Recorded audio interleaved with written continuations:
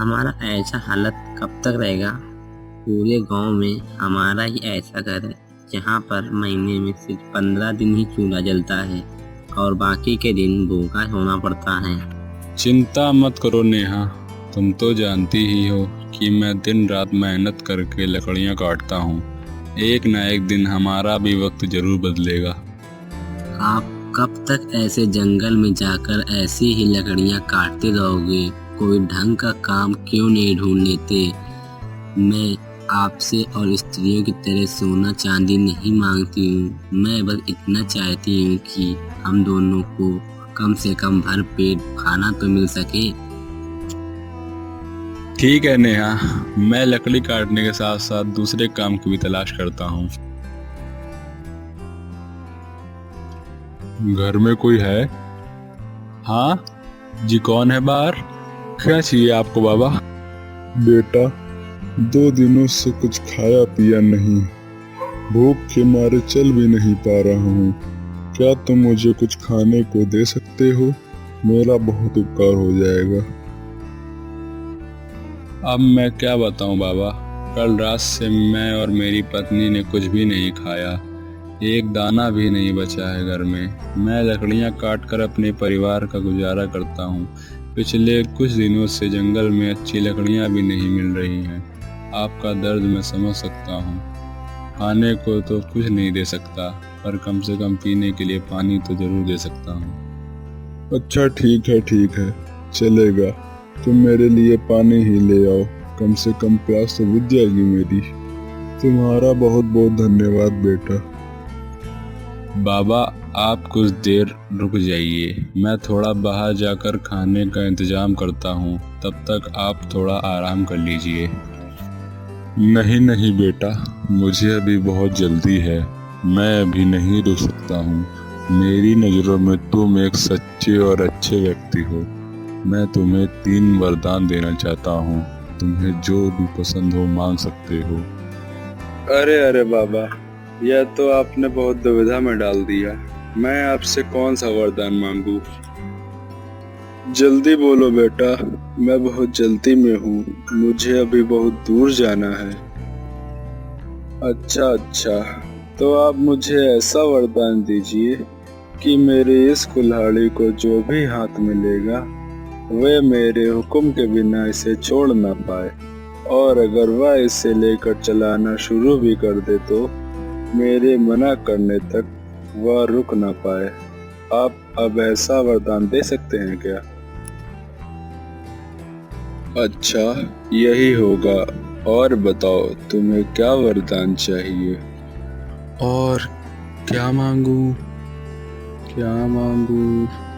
अच्छा बाबा, एक ऐसा वरदान दीजिए कि इस कुर्सी पर जो भी बैठे वह मेरे हुक्म के बिना इससे उठ ना पाए। अच्छा ठीक है, तुम्हारी यह मनोकामना भी पूरी होगी। और क्या चाहिए? जरा सोच समझ कर मांगना बेटा। और क्या मांगू बाबा? अच्छा ठीक है, आप कह रहे हो तो एक और मांग लेता हूँ। ऐसा करो कि इस थैली के भीतर मैं कोई भी मोहर रखूं तो उसे मेरे अलावा और कोई निकाल ना पाए। अच्छा ठीक है, जैसी तुम्हारी इच्छा। छी, यह आपने क्या किया? हाथों में आए खुशी को तो आपने लात मारकर ठुकरा दिया। खुद के लिए तो एक बार भी नहीं सोचा। कम से कम मेरे बारे में तो सोचना चाहिए था। लकड़ी काटने के अलावा तो आपके पास दूसरा काम भी नहीं है। इतने दिनों से बोल रही हूँ कि कोई दूसरा काम ढूंढ लीजिए, वह भी आपसे नहीं होता। पता नहीं कब अगलाएगी आपको। ओह, लगता है मुझसे बहुत बड़ी गलती हो गई है। ऐसी वैसी गलती नहीं, वरदान मांगने का मौका क्या कोई मौका ऐसा गवाता है? अगर अच्छे वर मांगते तो हमें खाने पीने की कोई कमी नहीं होती। आज तक आपने कोई भी काम अच्छा नहीं किया है। हे ऊपर वाले, ऐसे इंसान का मैं क्या करूं? क्या बात है बेटा, इतने उदास मन से तुम कहाँ जा रहे हो? अपने पत्नी से नाराज होकर तुम जंगल में आ गए हो। कोई परेशानी है क्या तुम्हें बेटा? अजीब बात है, यह आदमी तो कोई जादूगर लगता है। मैं अपनी पत्नी से नाराज होकर आया हूँ, ये बात इसे कैसे पता? ना ना ना, ज्यादा मत सोचो। ज्यादा सोचोगे तो सब गोलमाल हो जाएगा। अरे ये क्या, इसके पैर तो उल्टे हैं। समझ गया, यह आदमी और कोई नहीं बल्कि एक शैतान है जो लोगों को गुलाम बनाता है। क्या हुआ बेटा? मेरी बात सुनकर तुम कहाँ गुम हो गए?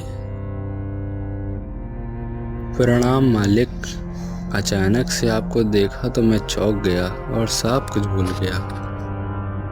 कोई बात नहीं, और बताओ, सब कुछ ठीक ठाक तो है ना?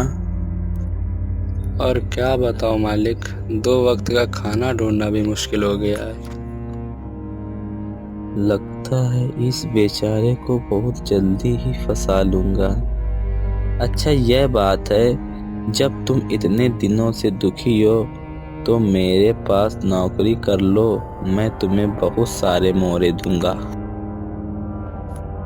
किसी को पता हो या ना पता हो, पर मुझे तो पता है कि शैतान के काम में फंसने के बाद दोबारा बाहर नहीं निकला जा सकता है।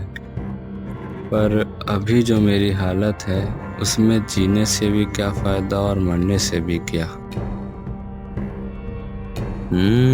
समझ गया। तुम्हें कितनी पगार दूंगा वही सोचकर परेशान हो रहे हो ना? हाँ, इस बात की चिंता तो मुझे भी है। मैं वही सोच रहा था कि आप मुझे पगार क्या दोगे। अच्छा, ये लो 3 थैली के मोहर। अभी इसी से अपना काम चलाओ, खाओ पियो और मज़े करो। जाओ, मैं 1 साल के बाद तुम्हारे पास आऊँगा, तब तुम्हें मेरे साथ चलना पड़ेगा, याद रखना। हाँ, ज़रूर चलूँगा। आप मुझे जाने की आज्ञा दीजिए ताकि 1 साल तक मेरे बीवी बच्चे अच्छे से खा पी सकें।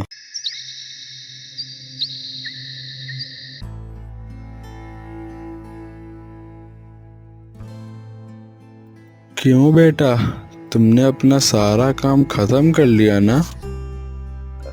अरे ये क्या, ये तो शैतान है। लगता है मुझे ही ले जाने आया है। कमज़ोर बनने से काम नहीं चलेगा, कोई ना कोई बात तो करना ही पड़ेगा। क्या करूं, अब मैं क्या करूं? ओह, मिल गया। वो महात्मा का दिया हुआ वरदान जरूर काम आएगा। क्या हुआ बेटा, तुम्हें याद तो है ना कि 1 साल खत्म हो गया है? चलो मेरे साथ चलो। हाँ, चलता हूँ ना। नहीं जाऊँगा तो आप मुझे छोड़ोगे क्या? पर अगर यह काम मैं ख़त्म कर लेता तो मेरे बच्चों के लिए बहुत अच्छा होता। आप समझ गए ना, आप मेरे मालिक हैं, तो क्या आप मुझ पर एक उपकार करेंगे? उपकार? कैसा उपकार? जब तक मैं सबसे विदा लेकर आता हूँ तब तक आप यह कुल्हाड़ी लेकर थोड़ी सी लकड़ियाँ काट दीजिए ना। बस इतना ही उपकार कर दीजिए मुझ पर। अच्छा, ये भी कोई काम है? ठीक है, तुम जाओ। तब तक मैं कुल्हाड़ियों से लकड़ी काट देता हूँ। तुम जाओ और जल्दी से सबसे मिलकर आओ। अरे क्या बात है, आप तो अभी तक कुल्हाड़ी मारते जा रहे हैं। वाह, बहुत अच्छे, काटते रहिए और लकड़ियाँ काटते रहिए। सब कुछ ठीक तो है ना? आप कुछ बोल क्यों नहीं रही हैं? बताइए ना, सब कुछ ठीक तो है? अरे भाई, बहुत हो गया। मुझे ऐसे परेशान करके तुम्हारा क्या फ़ायदा? देखो, इसके बदले मैं तुम्हें 3 थाली मोहरे दूंगा और 1 साल की छुट्टी भी देता हूँ। बस मुझे छोड़ दो। अरे 1 साल की छुट्टी और 3 थाली मोहर, यह अच्छा है। फिर तो मैं तैयार हूँ। अरे सुनती हो, जल्दी आओ इधर। फिर से क्या हो गया आपको? देखो देखो, यह देखो मेरे हाथ में। अरे इतने सारे? मैं चालाकी से शैतान से बच गया और 1 साल के लिए छुट्टी और मोहरे भी मिले हैं मुझे। ये तो अच्छा ही हुआ, पर 1 साल बाद तो आप फिर से आएगा ना? अरे हाँ, तब का तब देखा जाएगा। अरे बेटा, क्या हुआ? तुम आज भी इतना सारा काम कर रहे हो? चलो चलो, अभी मेरे साथ चलो, बहुत हो गया काम। तुम्हारा 1 साल भी पूरा हो चुका है। हाँ मालिक, मैं जाने के लिए तैयार हूँ। आप शायद थोड़ा थक गए होंगे। उस कुर्सी पर थोड़ी देर बैठ जाइए, मैं आपके लिए पानी और अपना सामान लेकर आता हूँ। ठीक है, तुम जल्दी से जाओ और पानी लेकर आओ। मैं तब तक थोड़ा आराम कर लेता हूँ। चलो मालिक, मैं आ गया। अरे मालिक, उठने का मन नहीं है क्या? चलो, मैं जाने के लिए आया हूँ। अरे बेटा, क्यों ऐसा करता है मेरे साथ?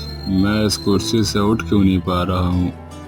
कैसे उठ पाओगे? जो भी इस कुर्सी पर बैठता है वह मेरे हुक्म के बिना उठ नहीं सकता। अब आया ना मजा? देखो बेटा, अब की बार मुझे माफ़ कर दो। तुम्हें जो चाहिए बताओ मुझे, पर मुझे इस कुर्सी से आज़ाद कर दो। ठीक है, मैं तुम्हें आज़ाद करता हूँ। बदले में मुझे 2 थाली सिक्के और 1 साल की छुट्टी और दे दो। ये लो सिक्के और साथ में 1 साल की छुट्टी भी।